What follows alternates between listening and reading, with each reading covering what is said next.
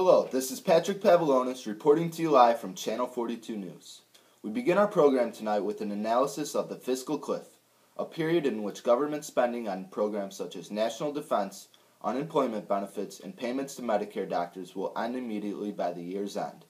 In addition, the Bush tax cuts are set to expire with payroll tax cuts, and affordable health care taxes go into effect.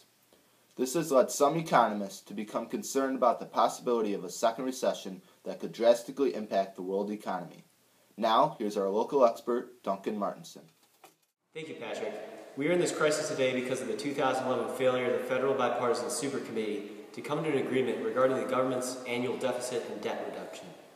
Short-term fixes that had to be adopted because of this failure led to the current fiscal crisis we are in today.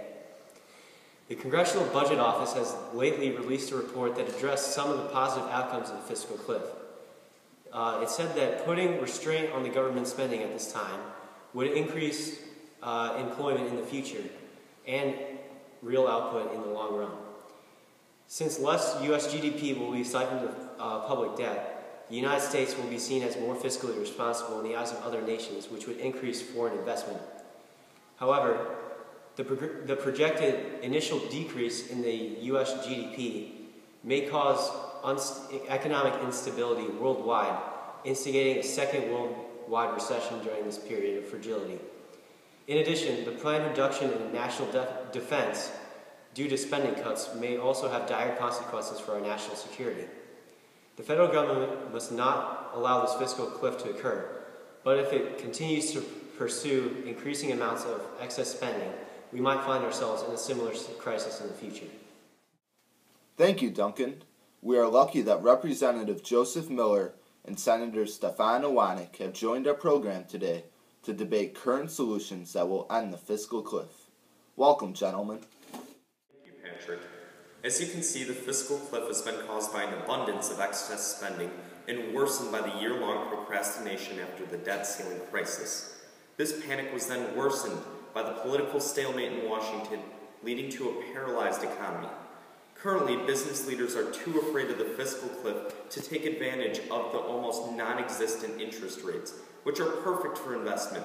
Furthermore, pardon me, Representative Miller, but the debt accumulated over the last several years was a necessary outcome in ensuring the economy's progress forward. The auto industry, for instance, would be in complete shambles today if not for the stimulus package issued, resulting in the loss of millions of jobs and the inevitable collapse of major American companies such as GMC.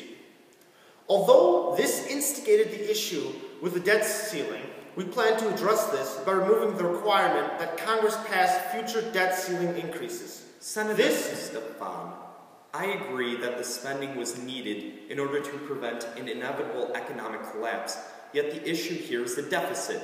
The answer to this situation is neither to rack up a massive debt that drains billions from the economy, nor to simply raise the debt ceiling and procrastinate the issue once again.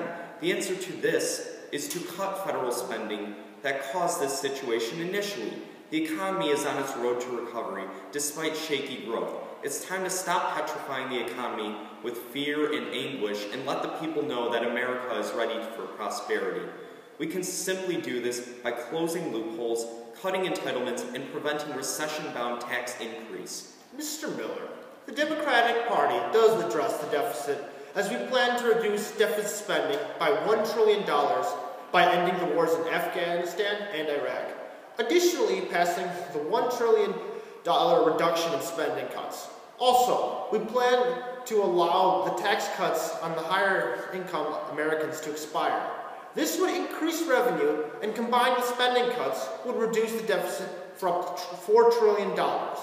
As you can see, taxes should not be raised on any Americans. If taxes are raised, this would both reduce investment spending and reduce aggregate demand. Both of these are going to lead us into a second recession.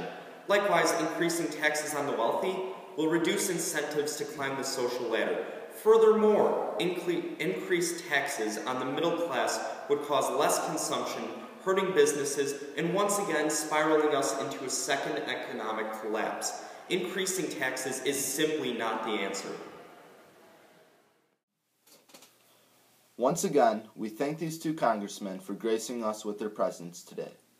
As we end our program for tonight, we will give you the general timeline of the spending cuts and tax increases. The Bush taxes and Social Security payroll taxes are set to end December 31st. Obama's healthcare taxes will begin the next day, January 1st. Unemployment benefits and Medicare payments to physicians will end on December 31st. Finally, on January 2nd, automatic spending cuts will be enacted, cutting the deficit by $560 billion. From all of us here at Channel 42 News Team, I'm Patrick Pavilonis, and stay classy, St. Ignatius.